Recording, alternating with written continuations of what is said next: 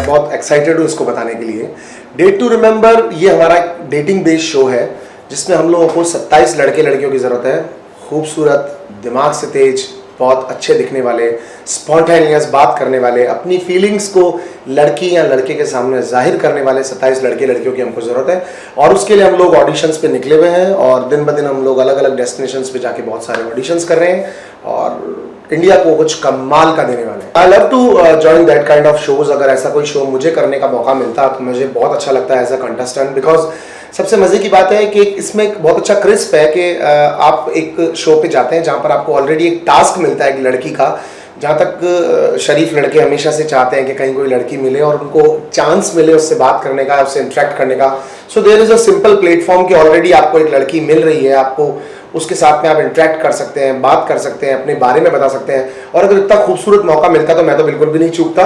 और मैं जहाँ तक जानता हूँ कि हाँ, मैं अपने नेचर से, अपनी बातों से, अपनी अदाओं से, अपनी स्टाइल से कोशिश करके एक लड़की तो पटा ही लेता और थोड़ा आगे बढ़ता शो में। डेट टू रिमेंबर, मैं जहाँ तक जानता हूँ ये शो के बारे में पूरा खुद ये शब्द बताते हैं। और एक अच्छे फॉर्मेट का सबसे बढ़िया कंसेप्ट का एक सबसे अच्छा तरीका होता है कि आप उनको कुछ शब्दों में पूरा एक्सप्लेन करो। लाइक डेट यानी एक तारीख, टू रिमेंबर यादगार एक तारीख। सो हमारी लाइफ में वो बहुत सारी होती हैं। मैं कहता हूँ अगर आप अपनी मम्मी के साथ उनका एक दिन स्पेंड कर रहे हैं, लाइक मदर्स डे और हर बर्थडे, सो ये एक डेट टू रिमेंबर है। आप अपने पेरेंट्स के साथ कहीं आउटिंग पे जा रहे हैं या उनकी फेवरेट प्लेस पे उनको लेके जा रहे हैं, चाहे वो खाना खाने की हो, मूवी देखने की हो, कहीं विदेश यात्रा की हो, सो वो एक डेट टू रिमेंबर है। अपनी गर्लफ्रेंड को, अपनी बीवी को, अपने बच्चों को आप एक अच्छा मेमोरेबल मोमेंट देते हैं तो वो डेट टू रिमेंबर है। सो डेट टू रिमेंबर मेरे लिए, अगर मैं पर्टिकुलरली कहता हूँ कि किसी लड़की के साथ में हो, सो हर वो लड़की जिसके चेहरे पे मैं एक मुस्कान ला सकता हूँ, हर वो लड़की जिसको मुझको देख करके अपना कोई भी एक रिश्ता उसको मेरे अंदर दिखता हो, तो मैं उसके लिए अपने आप को शुक्रगुजार समझूंगा। सो मेरे लिए वो सारे दिन डेट टू रिमेंबर होंगे। और लड़कियां तो मुझे सारी अच्छी लगती हैं। शो का ये स्ट्रक्चर है कि अगर कभी कोई लड़का कभी किसी दुविधा में आ जाता है या किसी तकलीफ में होता है, या लड़की किसी बार सोच नहीं पा रही, डिसीजन नहीं ले पा रही कि मुझे रमेश चाहिए या सुरेश चाहिए, सो डेफिनेटली मैं उनकी मदद करूंगा और उनको एक सही रास्ता दिखाने की कोशिश करूंगा। Because the motive of this show is कि we just provide to India incompatible couple. एक ऐसा कपल देना चाहते हैं हम इंडिया को कि जिससे मिलके मजा आ जाए बस लोगों को कि यार इसकी तलाश थी, ऐसा एक कपल घूम रहा हो। और ज्यादा नहीं बट 80-90% आपके दिलों से रिलेट कर रहा हूँ कि हाँ मैं वो लड़की हूँ जो इस शो में है, हाँ मैं वो लड़का हूँ जो इस शो के अंदर है। मदद मैं जरूर करूँगा। और मैं सलमान सर से बिग बॉस में बहुत कुछ सीखा हूँ कि एज एन मेंटोर वो जिस तरह हमको ट्रीट करते थे, जैसे बात करते थे, और मैं और भी होस्ट को देखता हूँ बात करते हुए। सो मैं डेफिनेटली कोशिश करूँगा कि मैं उनकी मदद कर सकूँ और एक अच्छा कपल शो को दे सकूँ। MTVs में एक तरह से देखा जाए तो एक बहुत बड़ा मैसेज है इंडिया के लिए, मतलब मेरे को लगता है ऐसा। MTVs ने एक यूथ को मेरे हिसाब से बहुत कुछ सीखने को भी दिया है। अगर आप पॉजिटिवली किसी भी चीज़ को देखते हैं तो आपको बहुत मज़ा आता है। MTVs ने बहुत कुछ सीखने को दिया है मुझे। MTVs के शो उस टाइम आने लग गए थे, लाइक मैं बात करता हूँ आज से 10 साल पहले इस तरह के शोज वो लोग लेके आने लग गए थे जो हम लोग कभी सोच भी नहीं सकते थे। MTVs के रियलिटी शोज, मतलब he is the Pioneer of reality, I can say. Realities को दुनिया में मतलब इंडिया में हमारे यहाँ लाने वाले वो लोग हैं। और MTVs आज आप किसी भी यूथ से बात करोगे तो वो MTVs फेवरेट होगा। मैं भी अपने घर जाता हूँ शाम को जब फ्री हो जाता हूँ तो MTVs का चैनल लगा करके उस पर जो भी लेटेस्ट सॉन्ग्स अपडेट सारी होती है वो सारी देखता हूँ। सो MTVs एक यूथ बेस्ड चैनल है और एक ज़बरदस्त चैनल है। और सीखने को तो हम लोगों को हम जितना चाहें उतना दुनिया से मिल सकता है। और वैसे गाने मजे मस्ती से हमको जितना मिलता है वो हमारे लिए खूब होता है। और बच्चे आजकल तो माँ बाप के पैदा ही जेनेटिकली समझदार हो रहे हैं। सो चैनल्स को वो देखते हैं, अब चैनल्स उनको कुछ नहीं दिखा पाता। मनु सर, बिग बॉस के बाद you are getting handsome day by day, तो क्या रूटीन है, क्या खाते हैं, किन चीज़ों से बचते हैं, अपने इस फिजिकल ट्रांसफॉर्मेशन के बारे में कुछ बताएं। या first of all thank you कि मैं अच्छा दिख रहा हूँ। मुझे कॉन्फिडेंस यहाँ तो शुरू से ही था मेरे बारे में, गलत फहमी कि मैं बहुत अच्छा दिखता हूँ। अब दिन ब दिन मुझे सुनने को मिल रही है कि वो सच हो रही है, तो मुझे बहुत मज़ा आ रहा है। सी, एक लाइफ का बहुत बेसिक फंडा है, आटे का भाव हमेशा उतना ही रहा है जितना है, वो 1-2 रुपये वेरी करता है। काजू पिस्ते बादाम भी उधर ही रहे हैं, 10-15 रुपये ऊपर नीचे करते हैं। खुशी का कोई भाव नहीं होता, खुशी की कोई वैल्यूज़ नहीं होती। खुशी आपके पास बिना तोल मोल के आती है। और जब आप लाइफ से कुछ चाहते हो और आपको मिल जाता है या मिलने लगता है तो आप अपने आप खूबसूरत दिखने लगते हो। लाइक आपकी इच्छाएं पूरी होने लग जाएं। एक आदमी क्या चाहता है अपनी लाइफ से? सबसे पहले वो चाहता है कि शायद मैं बहुत पैसे वाला बन जाऊँ, फिर वो चाहता होगा शायद एक खूबसूरत बीवी हो मेरे पास में, फिर वो चाहता होगा जैगवार हो, ये हो, वो ब्लाओ ब्लाओ, फाइनली वो जो चीज़ चाहेगा वो होती है कि यार अब मेरे पास दुनिया की सारी खुशियाँ हो।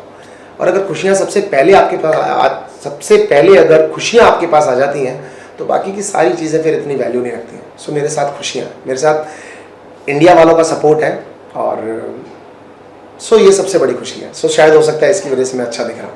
बिग बॉस के घर से अगर मैं सीखने की बात बोलूँ तो शायद मैं पूरी दुनिया एक बार और जीना सीख के आया वहाँ से। मेरी 30 साल की उम्र में कभी मुझे किसी ने इतना अंडर एस्टिमेट नहीं किया जितना बिग बॉस ने किया। हम चिल्ला चिल्ला के थक जाते थे, मर रहे होते थे, पर वो आदमी जवाब ही नहीं देता था पलट के। So patience the number one thing. हर चीज पे पेशेंस, भूख पे पेशेंस, झगड़ों पे पेशेंस, बातों में पेशेंस, जद्दोजहद का पेशेंस, अपनी जगह बनाने का पेशेंस, सर्वाइविंग का पेशेंस। पेशेंस सबसे बड़ी चीज मैं उनसे सीख कर आया कि लाइफ का सबसे पहला रूल, अगर सब्र है तो साईं मिलेंगे आपसे। अगर सब्र नहीं है आपके अंदर तो भैया फिर आप खो गए, आपको कुछ नहीं मिलेगा। और जो मैं सीख कर आया मैं उस घर को जिंदगी भर मिस करूंगा। मैं चाहते से मैं उसकी दीवारों को छू के आया था। मैं 105 दिन एक लीडिंग चेयर पे बैठा था। सो वो चीज़ें याद आती हैं। अपने उन लोगों को जो मेरे कॉम्पिटिटर्स थे उनको 3 टाइम खाना बना के खिलाया मैंने। मैं उन चीज़ों को बहुत मिस करता हूँ। प्यार है मुझे बिग बॉस के घर से और ज़िंदगी भर रहेगा मुझे प्यार। वो मेरी लाइफ का सबसे डिफरेंट एक्सपीरियंस था। वो एक खूबसूरत सा केज है जिसके अंदर हर इंसान एक बार ज़िंदगी में ज़रूर जाए, क्योंकि वो लाइफ का सबसे अच्छा एक्सपीरियंस है। मनु सर, क्योंकि एक एक्टर की इतनी जिज्ञासा होती है, वो अपना इनपुट हमेशा डालना ही डालना चाहता है। डेट टू रिमेंबर में आपके क्या क्या इनपुट्स होंगे जो डायरेक्टर से आप शेयर करेंगे? आपको लगता है यार इसमें ये लड़की तड़का भी होना चाहिए, कुछ ये ट्विस्ट होना चाहिए, वो क्या रहेगा? मैं शो के लिए अक्सर क्रिएटिव्स के साथ बैठता हूँ और जैसे जैसे शो पास आने लगेगा तो मैं डेली क्रिएटिव्स के साथ बैठूंगा। मैं शो के अंदर वो फ्लेवर डालना चाहता हूँ जो इंडिया को मेरे अंदर पसंद आया था। वो विटीनेस, वो नॉटीनेस, वो मस्तियाँ, मजाक। और मैं शो को उस फ्लेवर में लाना चाहता हूँ जैसे आप सब लोग और हम सब लोग अपने आप से रिलेट करते हैं। लाइक अगर मेरा सुबह दिन शुरू होता है तो मैं नहाता हूँ, तैयार होता हूँ, बाल बनाता हूँ, कुछ अच्छा सा ब्रेकफास्ट करता हूँ, फिर अपने घर से निकलता हूँ, अपनी एनर्जी को मार्केट में स्प्रेड करता हूँ और लोगों से अच्छे कमेंट्स पाता हूँ। So as it is same मैं ये चाहूँगा कि वो जो यूथ है सारा, वो ये सारी एनर्जी को मतलब झोंक दे शो के अंदर, और शो के अंदर इतना पॉजिटिव एटमोसफियर हो कि बस जिसको जो लड़की पसंद आ गई उसके लिए वो कुछ भी करने को तैयार हो। लड़की को जो दिल से पसंद आ गया वो बिना दुनिया के बारे में सोचे और कैमरे को सोचे अपने प्यार का इजहार कर सकती हो। मैं डेफिनेटली शो के अंदर वो लाना चाहूँगा और अगर आप लोगों ने साथ दिया तो लेके भी आऊँगा। डेट टू रिमेंबर के लिए अप्लाई करें। ये बहुत अच्छा शो है, यूथ बेस्ड शो है। It will give you a recognization in this industry. एक अच्छा प्लेटफॉर्म मिलेगा आपको। लव के लिए मैसेज इतना सा ही है, अगर गर्लफ्रेंड है उसके अलावा भी इधर उधर मुंह मार रहे हो तो मतलब प्यार सच्चा नहीं है आपका। बॉयफ्रेंड है सेम, अगर फिर भी इधर उधर कहीं कोई लड़का देख के पसंद आता है तो उसका मतलब प्यार सच्चा नहीं है आपका। और अगर सच्चा नहीं है तो शायद लंबा वो चलेगा नहीं। सो उसको बैठो लेकर के समझाओ या खुद को समझाओ और सब लोग अपने अपने सही रास्ते पकड़ो। फिर अगर सब सोच लिया है और वो लड़की ही पसंद है सबसे ज़्यादा तो उसका हाथ पकड़ लो और सारी दुनिया से भी अगर उसके लिए लड़ना पड़े तो लड़ने को तैयार रहो। क्योंकि प्यार सिर्फ एक बार आपसे एग्जाम मांगता है, फिर जिंदगी भर आपको देता ही देता है। सो जो दिल में करने को वो करो। पेरेंट्स को बिल्कुल नाराज मत करो, उनकी खुशी से करो। या love marriage it's not a crime. किसी से अफेक्शन होना, प्यार होना कोई गलत बात नहीं है। कास्ट आजकल पेरेंट्स इतनी बॉदर भी नहीं करते हैं, फिर भी करते हैं तो उनसे बैठ के उनको समझाओ कि यार आपके कास्ट को देखने की वजह से, आपके कुल को, पड़ोसियों को या मोहल्ले को देखने की वजह से मैं सारी ज़िंदगी उस इंसान के साथ स्पेंड करूँगा जिससे शायद मैं प्यार नहीं करूँगा। सो प्यार ज़रूरी है आपके आसपास में, आपकी फैमिली में, घर में और नियर डियर के लिए तो specially. So spread the love in the nation. Bharat को और सारी दुनिया को प्यार से ऐसे जीता जा सकता है। और अगर लड़के तो यार बड़े बड़े धुरंधर आए यार, एक दिन चले गए और नेगेटिव नाम लेके चले गए।